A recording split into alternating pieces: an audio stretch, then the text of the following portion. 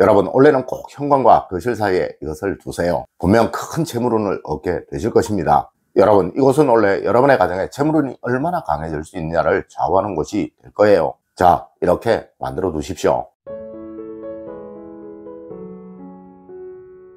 여러분, 안녕하세요. 이정재입니다. 여러분, 원래 제가 남을 주면 안 되는 것, 그리고 또 남에게 얻으면 안 되는 것에 관해서 말씀을 드렸더니 정말 많은 분들이 이런 질문을 하시더라고요. 시계나 고가의 물건들을 당근마켓에 내어 팔면 안 되냐고 말이죠. 그리고 그 외에도 중고 물건을 사면 안 되냐고 말입니다. 여러분, 풍수적으로 남과 주고받는 물건이 찜찜할 때는 가장 좋은 방법이 항상 조금의 돈을 주고 또 받는 거예요. 이는 산다는 개념이지 선물한다는, 또 준다는 개념이 아니기에 풍수적으로 아무런 해가 없다는 것이죠. 맞습니다. 당연히 앞서와 같이 당근마켓이나 중고마켓에 내어 파는 것, 그것은 아무런 문제가 없다는 것입니다. 네, 이것 말고도 혹시 남에게 뭔가를 얻으셨는데, 아니면 남에게 뭔가를 주려고 하는데 마음에 걸리신다면 항상 약간의 돈을 주고 받으세요. 아니면 그것 대신 식사라도 한 끼 대접하십시오. 네, 그러면 전혀 문제가 없습니다. 하지만 여러분, 꼭 주의를 하셔야 할 것이, 이런 물건들은 반드시 일정 기간, 약 한 달 이상 정도를 사용하지 않으시던 것이어야 한다는 것도 아울러 알아주셨으면 합니다.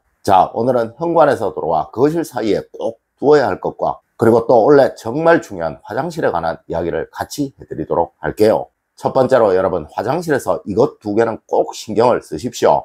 여러분, 화장실에 관한 문제는 제가 따로 몇 시간을 할애를 해야 할 만큼 참 할 이야기가 많아요. 하지만 그중 가장 중요한 것 두 가지는 제가 먼저 말씀을 드리도록 할게요. 첫 번째로 여러분, 화장실의 변기 뚜껑은 꼭 닫고 물을 내리십시오. 네, 이는 제가 예년이든 올해이든 항상 말씀을 드리는 것이고, 또 이 행동은 집안을 망하게 하는 행동이라고도 말씀을 드렸던 것입니다. 자, 여러분, 이것이 화장실의 변기 뚜껑을 열고 물을 내렸을 때 현상을 레이저로 촬영을 한 사진입니다.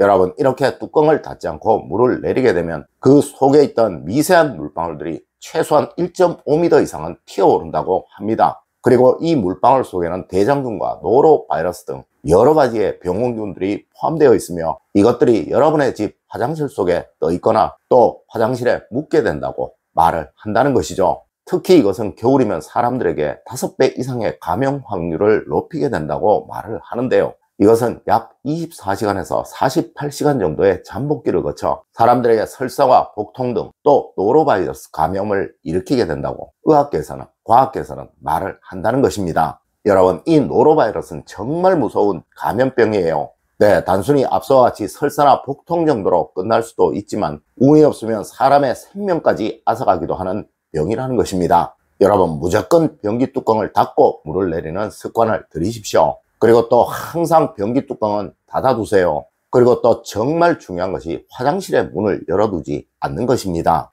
여러분, 제가 이 부분에 관해서 말씀을 드리니 정말 많은 분들이 반려견으로 인해 또 습기 때문에 라는 식으로 말씀들을 하셨습니다. 여러분, 거실의 화장실의 경우는 그래도 덜하지만 안방의 화장실의 경우는 무조건 문을 꼭 닫아두세요. 네, 앞서 말씀드렸던 대장균이나 노로바이러스들이 이 화장실의 문을 열어둠으로 인해 여러분의 집 안방으로 가득 퍼질 수 있다면, 그래도 과연 여러분은 습기 때문에 문을 열어둘 거예요 라고 말씀들을 하실 수 있겠습니까? 아마 여러분들 겨울철에는 이비인후과 가시는 거 참 꺼려지실 거예요. 네, 거기 가면 전부 감기 환자들 뿐이죠. 그리고 여러분들 코로나 시절에 사람들이 많은 곳에 가는 것도 꺼리셨잖아요. 네, 안방 화장실의 문을 열어두는 것은 그것보다 훨씬 더 많은 대장균과 바이러스, 그리고 그 외의 병원균들이 여러분의 집 안방으로 들어오도록 하는 것이고, 또 그 모든 병원균들은 여러분이 잠을 잘 때, 또 여러분이 안방에 머무실 때 계속 마시게 되는 것입니다. 네, 이런 집에 번영이 깃들고 즐거움이 찾아오는 일은 없을 것이겠죠. 하여 간혹 거실의 화장실도 현관에 바짝 붙어 있거나 또 정면으로 보이면 뭔가로 막으라고 말도 하는 것입니다. 물론 이렇게까지 하실 필요 없지만 앞서 말씀드린 두 가지는 꼭 지키시도록 하십시오.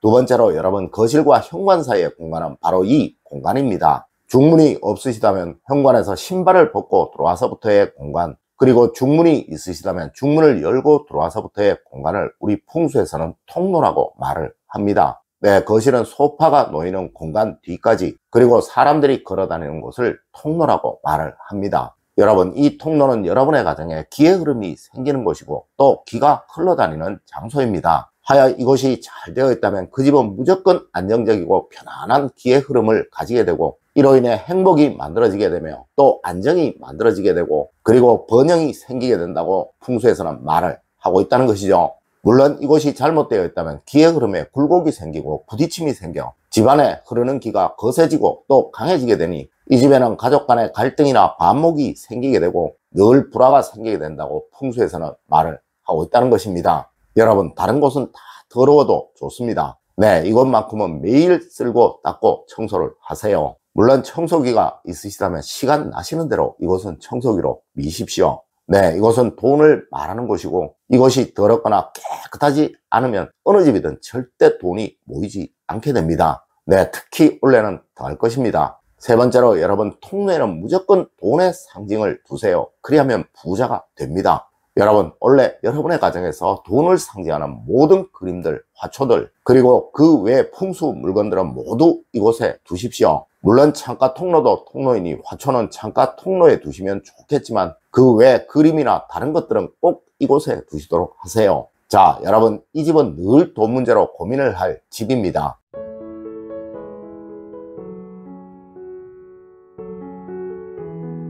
하지만 이 집은 원래 돈 문제로부터 아주 자유로워질 집이고 또 풍요로움을 누릴 집입니다.